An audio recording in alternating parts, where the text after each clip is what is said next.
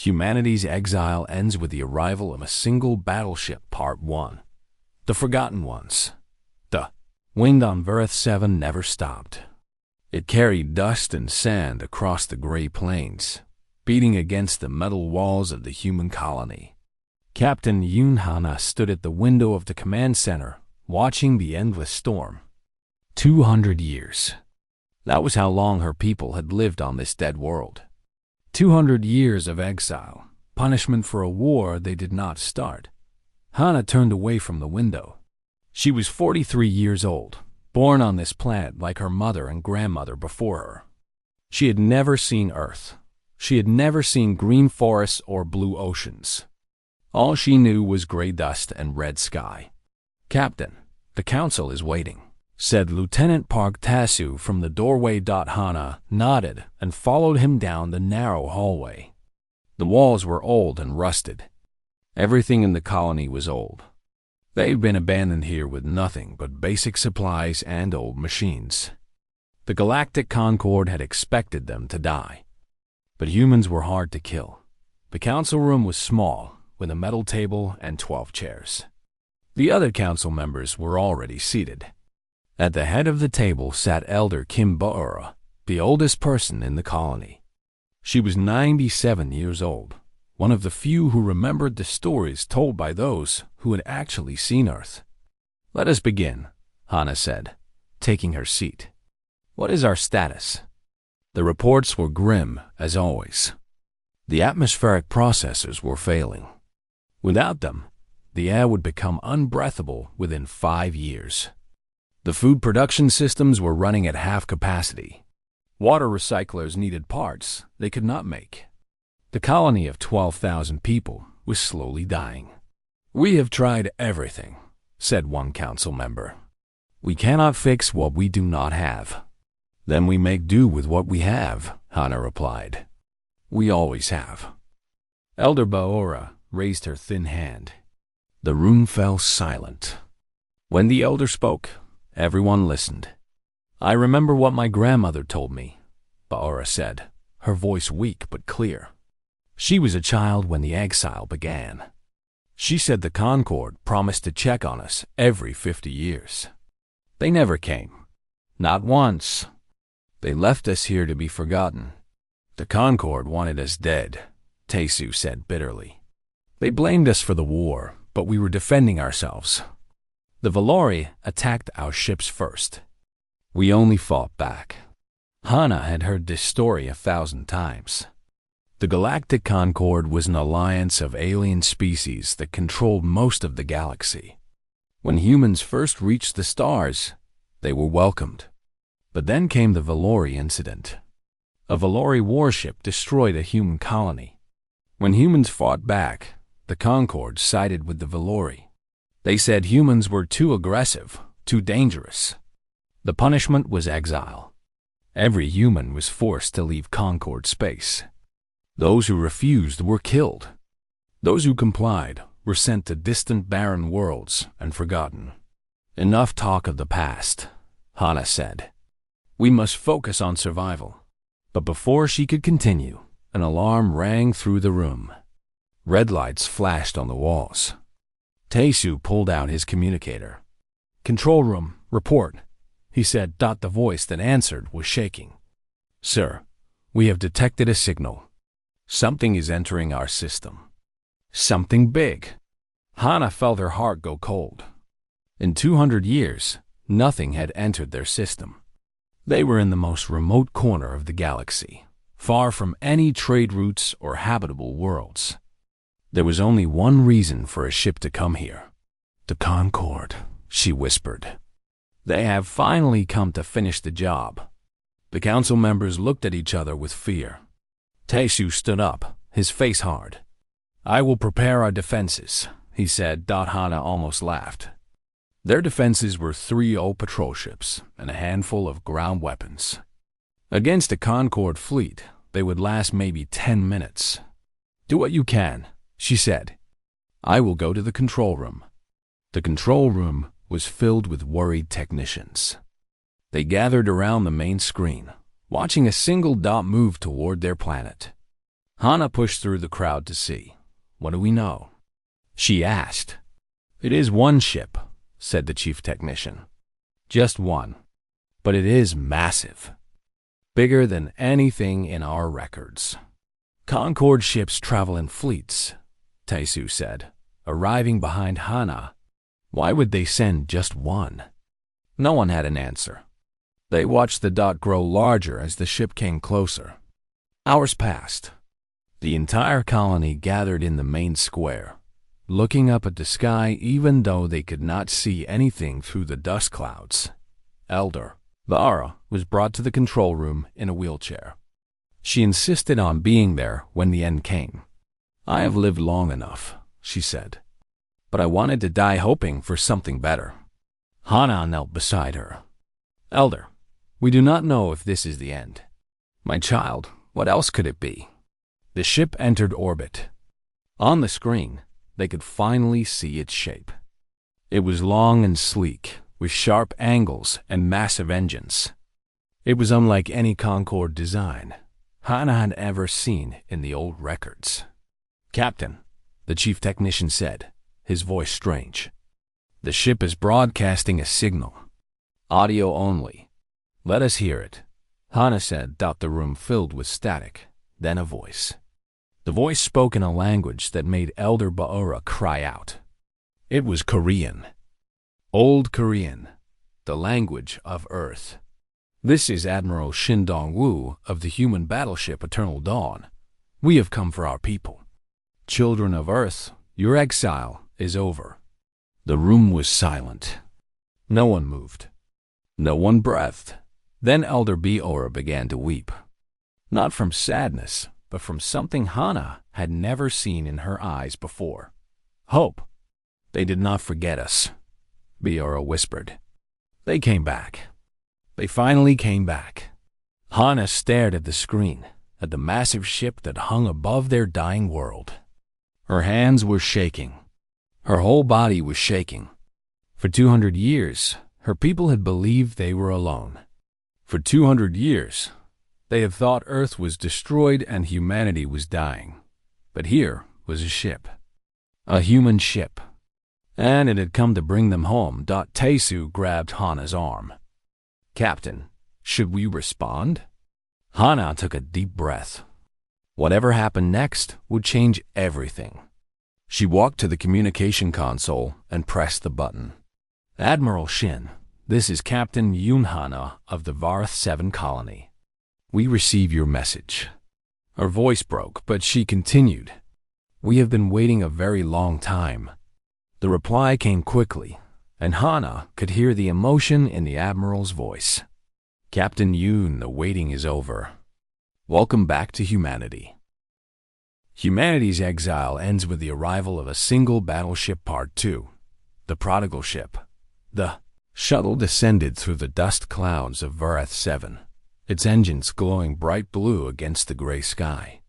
Hana stood at the landing pad with Taisu and Elder Baora, watching it come down. Her heart was beating so fast she thought it might burst. Around them, hundreds of colonists had gathered, all wanting to see the visitors from the stars. The shuttle landed softly, without even kicking up dust. Hana noticed this. Their own ships would have created a storm of dirt. This technology was different. The door opened, and 3 figures stepped out. They wore black uniforms with silver trim. On their shoulders was a symbol Hana had only seen in old pictures, the flag of unified Earth. At the front was a tall man with gray hair and kind eyes. Behind him stood a woman with sharp features and a man in a white coat. "Captain Yoon Hana," the tall man said, bowing slightly. "I am Admiral Shin Dong-woo. This is Commander Lee Yuna and Dr. Sham Mei Ray. It is our honor to meet you." Hana bowed in return, her throat tight. "Admiral, we have many questions." "I am sure you do," Dong-woo said with a gentle smile. "And we have answers. But first, may I?" He looked at Elder Baora in her wheelchair. Hana stepped aside. Dong-woo walked to the elder and knelt before her, taking her wrinkled hands in his. "Elder, how old are you?" he asked softly. 97, Ba'ura replied, tears running down her face. "Then you have carried the memory of our people longer than anyone. You have kept hope alive when there was no reason for hope. On behalf of all humanity, I thank you." Ba'ura could not speak. She simply nodded, clutching the Admiral's hands. Hana led the visitors to the council room. The colonists watched them pass with wonder and disbelief. Many were crying. Some reached out to touch the visitors, just to make sure they were real. In the council room, Dongwu began to explain. What he said changed everything Hana knew about the universe. Earth was never destroyed, he said. That was a lie the Concord spread to break your spirits. After the exile, the Concord told everyone that Earth had been eliminated as a threat. They thought this would make other species fear them and make humans give up hope. But Earth survived? Tessu asked, leaning forward. "More than survived," Commander Yuna said. "We thrived." Dr. Mary activated a small device on the table. A hologram appeared, showing a planet covered in green and blue, Earth, but around it were thousands of stations, ships, and structures. After the exile, those humans who remained on Earth and in nearby systems went into hiding, Mireille explained. The Concord searched for us for 50 years, but we had found a nebula that blocked their sensors. We built our civilization there, in secret. For 200 years we grew, Dongwu continued. We developed technology the Concord cannot imagine. We built ships, weapons, shields. We waited and we prepared. Hana stared at the hologram. Why? Why did you wait so long? Dongwu's expression became serious. Because we were not ready. The Concord has thousands of warships and controls hundreds of species. We needed to be strong enough that they could never hurt us again. Strong enough to protect our scattered people. Strong enough to bring everyone home. And now you are ready? Hana asked. The Eternal Dawn is one of 300 battleships in the human fleet, Dongwu said. Each one is more powerful than a Concord battle group. We have spent 2 centuries finding every exile colony, every human prison world, every forgotten settlement. Vareth 7 is the last one. The last one? Tessu repeated. How many were there? 47 colonies, Yuna said quietly. We have brought home over 2 million people. You are the final 12,000. Hana felt dizzy. 2 million people. For her entire life, she had thought the Vareth 7 colony was all that remained of humanity. She thought they were the last 12,000 humans in the universe. But there were millions. Millions who had been hiding, waiting, building something incredible. What happens now? She asked. Dongwu stood and walked to the window. Outside, the dust storm continued its endless dance. Now we take you home, he said, to New Seoul, the capital of human space. You will see what we have built. Cities that float in space. Gardens that cover entire moons. Children who have never known fear of the Concord. And the Concord? Tessu asked. What about them? They will not just let us return. Dongwu turned back to face them. The Concord does not know we exist. Not yet. But soon, humanity will reveal itself to the galaxy. And when we do, everything will change. Elder Ba'ura spoke for the first time since entering the room. Will there be war? The Admiral was silent for a moment. I hope not. We do not seek revenge. We seek justice and freedom. If the Concord allows us to live in peace, there will be no war. But if they try to harm our people again, he did not finish the sentence. He did not need to. Hana made her decision. She stood and faced her council. Prepare the colony for evacuation, she ordered. Every person, every record, every piece of our history. We are going home. The evacuation took 3 days. The Eternal Dawn could carry all 12,000 colonists easily. It was a city in space, with rooms for everyone and more food than the colony had seen in years. Hana walked through the ship, with Dr. Mire as her guide. She saw children playing in a park with real grass. She saw medical bays that could cure diseases the colony had suffered for generations. She saw soldiers training in simulation rooms, preparing for battles that might never come. "Why did you come for us?" Hannah asked Mire. "We are just 12,000 people on a dead world. We have nothing to offer." Mire stopped walking and looked at Hana with surprise. "Captain, you have everything to offer. You survived. For 200 years, with no help, no hope, and no resources, you survived. Your people kept our language alive. You kept our culture alive. You raised children and buried your dead, and never gave up. That is worth more than any technology." Hana did not know what to say. On Vareth 7, survival was not special. It was just what they did. On the last day, Hana stood on the observation deck with Elder Baora, Taisu, and Admiral Dongwu. Below them, Vareth 7 spun slowly, gray and lifeless. "I was born there," Hana said. "My mother and grandmother, too. Part of me will always belong to that place." "We can come back someday," Dongwu said. "When things are settled. We can build a memorial." "Yes," Baora whispered. "A memorial. So the galaxy never forgets what was done to us. And what we became because of it." The ship turned away from Vareth 7 and jumped into faster-than-light travel. Hana watched the stars stretch into lines of light, carrying her toward a future she had never imagined. Humanity was not dying. Humanity was returning, and she would be there to see it. Humanity's exile ends with the arrival of a single battleship. Part 3. The Concorde's response high. Arbiter Velox sat on his throne in the great chamber of the Galactic Concorde. His scales were dark green, almost black, and his yellow eyes saw everything. For 300 years, he had ruled the Concorde. For 300 years, every species in the galaxy had obeyed his laws. He was the most powerful being in known space. Until today. "Repeat that," Velox said, his voice cold as ice. The messenger trembled before him. He was a small creature with 4 arms, barely able to speak from fear. "High Arbiter, a ship was detected in the Vareth system. The Exile Zone. Our sensors show it is. It is human." The chamber fell silent.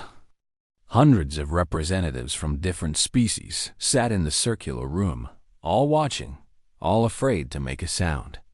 "Impossible," Velox said. "The humans are dead.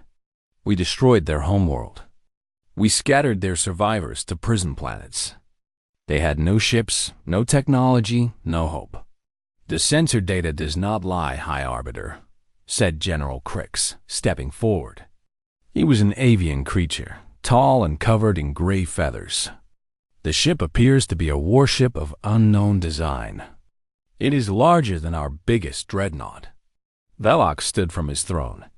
At his full height, he towered over everyone in the room. "Then we destroy it," he said simply. "Send a fleet.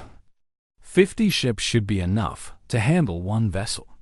"I will go myself," said Ambassador Thrall, moving forward on his 6 legs. He was an insectoid, his shell shining blue under the chamber lights. "Perhaps we can negotiate. If there are humans left, they might be useful. Workers for our mines. Soldiers for our armies." Velox considered this. "Very well. Take the fleet. Offer them slavery or death. Those are the only options for humans." The fleet launched within hours. 50 warships of the Concorde, each one battle-tested and deadly.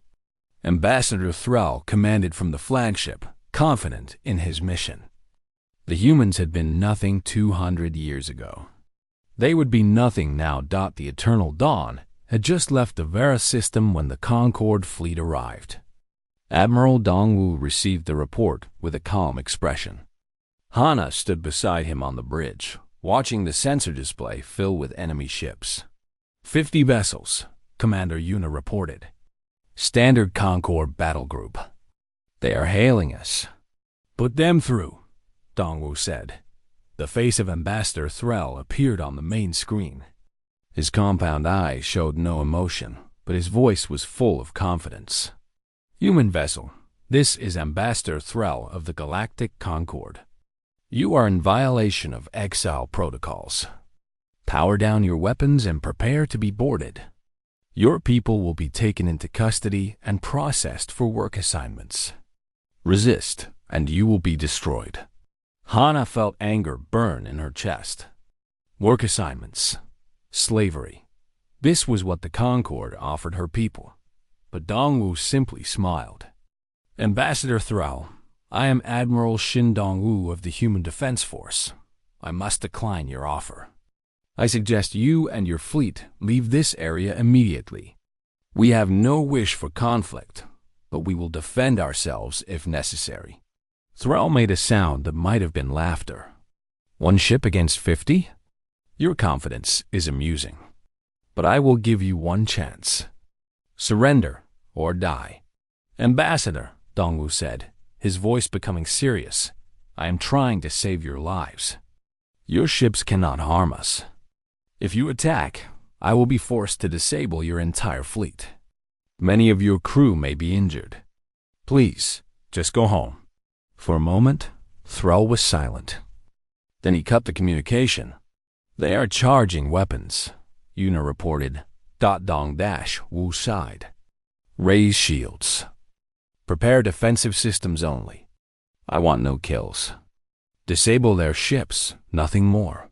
Hana watched in amazement as the battle began. The Concord ships fired hundreds of missiles and energy beams at the eternal dawn. The weapons struck the shields and vanished like rain on a lake. The ship did not even shake. Shield strength at 99.8%, a technician reported. Return fire, Dongwu ordered. Target engines and weapons only.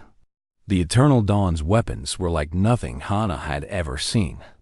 Blue beams of light shot out from the ship, striking Concord vessels with perfect accuracy. Each beam hit exactly where it was aimed, destroying engines and weapon systems without damaging life support or crew quarters. The battle lasted 4 minutes. When it was over, all 50 Concord ships drifted in space, powerless but intact. Not a single crew member had been killed. Reopen communications with the ambassador, Dongwu said. Thrall appeared on screen again. His compound eyes were wide now, his voice shaking. This is not possible. What are you? We are human, Dongwu said simply. We are what 200 years of exile made us. You tried to destroy us, Ambassador. You failed. Now, I will let you go. Return to your High Arbiter. Tell him that humanity has returned. Tell him we do not want war. We want only to live in peace, to find our scattered people, and to be left alone. But if the Concord attacks us again, we will not be so gentle. The communication ended. The Eternal Dawn jumped away, leaving the crippled fleet behind. On the Concord homeworld, Velox received Thrall's report. The High Arbiter read it 3 times, unable to believe what he was seeing. 1 ship. 1 human ship had defeated 50 Concord warships without taking any damage and without killing anyone. This changes everything, General Crick said, his feathers raised in agitation. If they have more ships like this, they cannot, Velox insisted. They were exiled with nothing. How could they have built such technology? Perhaps they were not as helpless as we believed, Crix replied. Perhaps they hid somewhere. Built in secret, waited. Velox slammed his fist on his throne. For 200 years? That is impossible. No species could hide from the Concord for that long. But even as he said it, doubt crept into his mind. The humans had always been strange. They were so weak, so short-lived, so fragile. Yet they had fought against the Valori when any sane species would have surrendered. They had survived on prison worlds that should have killed them. They never gave up. They never stopped fighting. What else might they have done in 200 years? Prepare the full fleet, Velox ordered. Every ship we have. If the humans want war, we will give them war. We will find their hiding place and destroy it.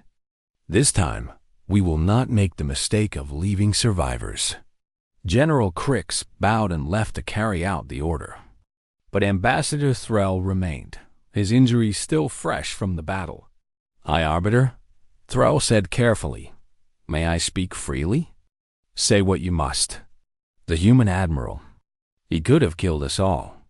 His weapons were precise enough to destroy our ships completely. Instead, he disabled us and let us go. He asked only for peace. Thrall paused. Perhaps we should consider his offer. Velox stared at the ambassador with cold eyes. You suggest we negotiate with humans? With creatures we exiled like animals? That we admit they are our equals? I suggest that we consider the possibility that war with them might not end the way we expect. For a long moment, Velox was silent. Then he spoke, and his voice was like poison. The Concord does not negotiate with lesser species. The humans will bow or they will burn. There is no other choice. Thrall bowed and left the chamber. But as he walked through the halls of the great palace, he could not shake the memory of that human admiral's face. There had been no hatred in his eyes, no desire for revenge, only sadness. The humans did not want war. But Thrall knew, deep in his ancient bones, that war was coming anyway, and he was no longer sure who would win. Humanity's exile ends with the arrival of a single battleship Part 4, the Galaxy. Remember, Sean, I had seen pictures of cities in the old Earth archives. She had seen images of towers reaching toward the sky, of lights that turned night into day, of millions of people living together in harmony. But nothing had prepared her for New Sol. The eternal dawn emerged from faster than light, travel inside a massive nebula. Purple and blue clouds of gas surrounded them, beautiful and mysterious. And there, hidden within those clouds, was humanity's secret home. New Sol was not just a city. It was a world. Stations and platforms connected by glowing bridges stretched across thousands of kilometers. Ships moved between them like fish in a great ocean. Gardens floated in transparent domes, green and full of life. And in the center of it all hung Earth's greatest gift to the stars, a perfect replica of Old Sol, built on a platform the size of a small moon. "Welcome home," Admiral Dongwu said. Standing beside Hana at the observation window, Hana could not speak. Tears ran down her face. On Vareth 7, she had lived in metal boxes buried underground. She had eaten recycled food and breathed recycled air. She had never imagined that humans could build something so beautiful. The colonists from Vareth 7 were given homes in a new section of the station, designed especially for returning exiles. Each family received an apartment with windows that looked out at the nebula. There was fresh food, clean water, and medical care for everyone. Within days, diseases that had plagued the colony for generations were cured. Elder Baura was taken to the best hospital in New Sol. Doctors there said they could extend her life by decades. She would live to see a future she had never dared to dream of. But Hana could not simply rest. She needed to understand this new world. She needed to know what humanity had become. Director Jamin was the head of the Human Diplomatic Corps. He was a small man with glasses and a gentle smile, but his eyes were sharp and missed nothing. He met with Hana in his office, a room filled with maps of the galaxy. "You have questions," Jamin said. "Ask them." "How?" Hana said simply, "How did you build all of this? How did you hide for so long?" Jamin leaned back in his chair. After the exile, the Concord expected us to die. That was their first mistake. They underestimated human determination. A group of scientists and engineers escaped with the basic tools for survival. They found this nebula, which blocks all known sensors. And they began to build. But 200 years is a long time, yes. But humans are patient when we need to be. Each generation built on what came before. We made mistakes. We had setbacks. But we never stopped. And now, we have technology the Concord cannot understand. Hana looked at the map of the galaxy on the wall. The Admiral said you found all the Exile colonies. How? Slowly and carefully, Jamin replied. We sent small ships to search, disguised as asteroids or debris. It took 100 years to find everyone. And when we did, we brought them here. 2 million people, scattered across 47 worlds, reunited as one people. And now? What happens now? Jamin stood and walked to the map. Now comes the hardest part. We must reveal ourselves to the galaxy. But we cannot simply appear with our fleet and demand respect. We need allies. Allies? Among the Concord species? Among those who suffered under the Concord, just as we did. Jamin pointed to a section of the map. The Delany, for example. They are an aquatic species who supported humanity during the original war. The Concord punished them for it. Their home world was bombed.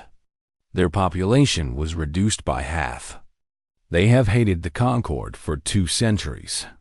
Hana thought about this. You wanted to build a coalition. Exactly. Humanity alone, even with our technology, cannot change the galaxy.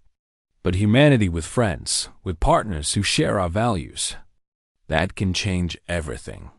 A message arrived for Jamin. He read it and smiled. Speaking of friends, we have a visitor. A young Delany named Nira has arrived. She carries a message from her people. Would you like to meet her? Hana agreed. She was curious about these aliens who had stood with humanity when it cost them everything. Nira was unlike anything Hana had expected. She was tall and slender, with blue-green skin that seemed to shimmer like water. Her eyes were large and dark, full of intelligence and emotion. She moved with grace, as if swimming through air. Captain Yoon, Nira said, her voice musical and strange. I have heard of you, the leader who kept her people alive on the Exile world. My people honor those who survive against impossible odds. Your people supported us, Hana replied. You suffered because of us. I should be honoring you. Nira made a gesture that might have been a smile. We suffered because the Concord is cruel, not because of you. When we heard that humans had returned, that a single ship defeated 50 Concord vessels, there was celebration across our world. Finally, someone has shown that the Concord can be challenged. The 3 of them sat together, and Nira delivered her message. The Delany wanted to ally with humanity. They would share intelligence about Concord movements and weaknesses. They would support humanity in the coming struggle. And they were not alone. 17 species have contacted us in secret, Nira said. All of them victims of Concord tyranny. All of them waiting for a chance to be free. Hana felt the weight of this moment. Humanity was not just returning. Humanity was becoming a leader, a light for others who had suffered in darkness. 3 days later, the Human Council met to vote on the future. Hana was invited to speak. She stood before the representatives of all humanity, nervous but determined. I have spent my whole life on a prison world, she said. I grew up believing humans were forgotten, dying, finished. Now I see that we are strong. We are powerful. We could take revenge on the Concord for everything they did to us. She paused, looking at the faces watching her. But revenge would make us like them. We would become conquerors, oppressors, tyrants. Is that what we want? Is that what 200 years of survival was for? The room was silent. I say no, Hana continued. I say we return to the galaxy not as conquerors, but as liberators. Not as enemies, but as friends to those who need friends. Let us show the universe that humanity can be strong without being cruel. Let us build something better than what was built before. When the vote came, it was unanimous. Humanity would reveal itself to the galaxy, not as warriors seeking revenge, but as leaders offering hope. Captain Beek Soo-jin, commander of the escort fleet, shook Hana's hand after the vote. You spoke well, Soo-jin said. Many wanted war. You reminded us of who we should be. I only said what I believe, Hana replied. That is exactly why they listened. That night, Hana stood at her window, looking at the lights of New Seoul. Tomorrow, everything would change. The human fleet would emerge from hiding. The galaxy would learn that humanity had returned. She thought of Elder Biora, recovering in the hospital. She thought of Tasu, already training with the human military. She thought of the 12,000 people from Varos 7 who had survived against all odds. They had not just survived. They had become something more. And now they would help others do the same. The exile was truly over. The dawn was beginning. Humanity's exile ends with the arrival of a single battleship. Part 5. The dawn breaks. The human fleet emerged from the nebula like a sunrise after endless night. 300 battleships, each one as powerful as the eternal dawn, spread across the darkness of space. Behind them came thousands of support ships, transport vessels, and scientific craft. It was the largest fleet the galaxy had ever seen, and it carried with it the hopes of billions. Hana stood on the bridge of the flagship with Admiral Dong-woo. She had been asked to join the command staff as a representative of the exile colonies. Her experience, her survival, made her voice important in what was to come. All ships report ready, Commander Yuna said. The Concorde has detected us. They are mobilizing their full fleet. How many ships? Dongwoo asked. Over 2,000, Admiral. Everything they have. Hana felt a chill run down her spine. 2,000 against 300. Even with superior technology, those numbers were frightening. But Dongwoo did not seem worried. Send the message. All frequencies, all languages. Make sure everyone in the galaxy hears it. The message went out from every ship in the human fleet.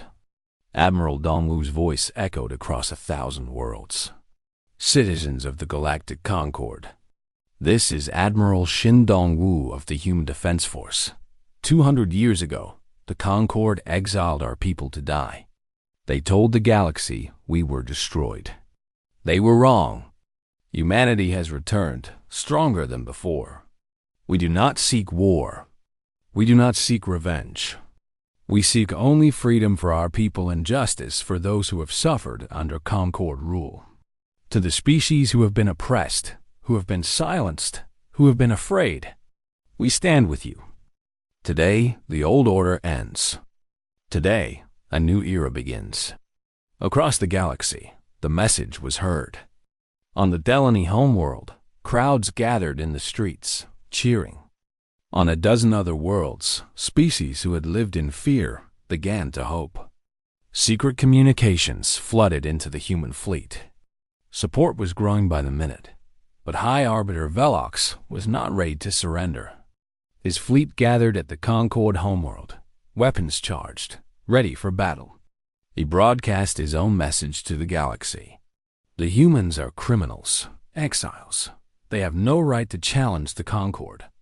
Any species that supports them will be punished. Any world that welcomes them will burn. This is your only warning. The two fleets faced each other across the darkness. For a long moment, nothing moved. Then, something unexpected happened. A Concorde ship broke formation. Then another. And another. Ships began moving away from Velox's fleet, refusing to fight. What is happening? Velox demanded. General Crix checked his communications.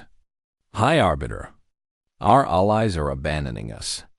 The Delany have declared support for humanity. The Threen, the Valkyrie, the Morith. 17 species have announced they will not fight. Velox's scales turned dark with rage. Traitors. All of them. We will destroy them after we destroy the humans. High Arbiter, Ambassador Thrall said carefully.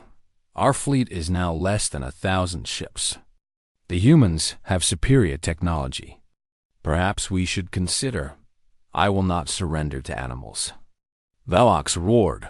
Attack! All ships, attack! The remaining Concord fleet surged forward. The Battle of the Galaxy had begun, but it was not much of a battle. The human ships moved with perfect coordination, their shields absorbing everything the Concord threw at them. Blue beams of light struck Concord vessels with surgical precision, disabling weapons and engines without destroying the ships. Hana watched the battle unfold on the tactical display. It was exactly as Dongwu had promised. Not a massacre, but a careful, controlled demonstration of power. The humans could have destroyed the Concord fleet in minutes. Instead, they were dismantling it piece by piece, giving crews time to evacuate damaged sections, minimizing casualties. Why?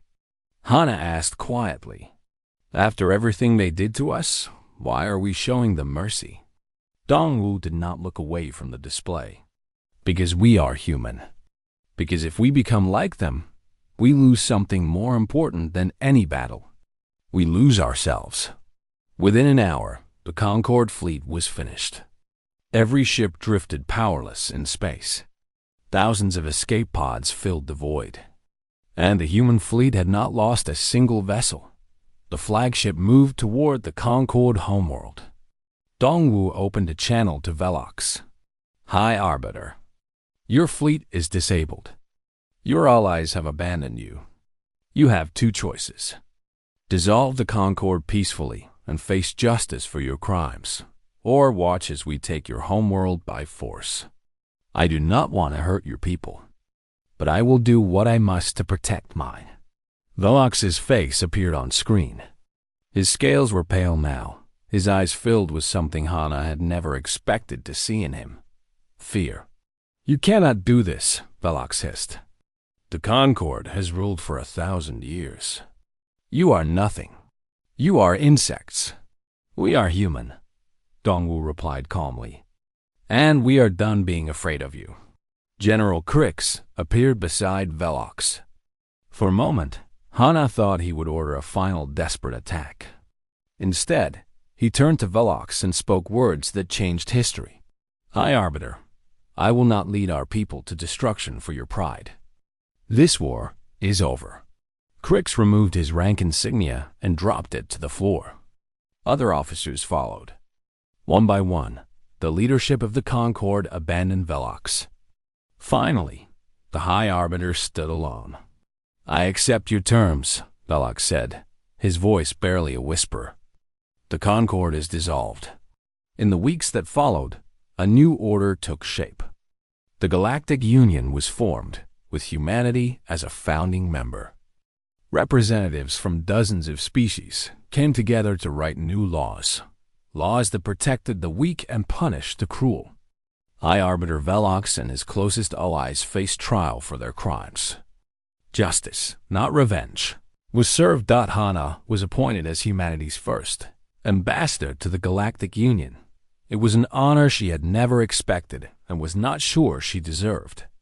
But Elder Bagura, now healthy and strong after her treatment, told her the truth. You deserve this because you understand something important, Miura said. You understand that power without wisdom is just cruelty. You will help us build something better. Lieutenant Taisu was given a new mission, to lead search teams across the galaxy, looking for any humans who might have been missed, any exile colonies still waiting for rescue. He set off with a smile on his face, ready to bring more of his people home on a clear day. 6 months after the fall of the Concord, Hana stood on the observation deck of a ship, approaching a blue and green planet, Earth, the original Earth. For 200 years, no human had set foot there. The Concord had declared it off limits, a monument to humanity's defeat. Now it was time to go home. Elder Baora stood beside her, tears streaming down her face. "My grandmother told me stories about this place," she whispered. "Mountains that touched the sky, oceans that stretched forever. I never thought I would see it." "None of us did," Hana replied. "But here we are." The ship entered Earth's atmosphere, descending toward the land below. Hana saw forests and rivers, cities and fields. It was not the Earth of 200 years ago. Nature had reclaimed much of what humans had built. But it was beautiful. It was home. As the ship landed, Hana thought about everything that had brought them here. The exile, the suffering, the long years of survival on Vareth 7, the hope that had never died. Even when there was no reason for hope, humanity had been broken. But humanity had healed. Humanity had been scattered. But humanity had reunited. Humanity had been forgotten. But humanity had returned. The door opened and Hana stepped onto the soil of Earth. The grass was soft under her feet. The sun was warm on her face. And somewhere in the distance, birds were singing. The exile was over. The dawn had broken. And humanity's story was just beginning.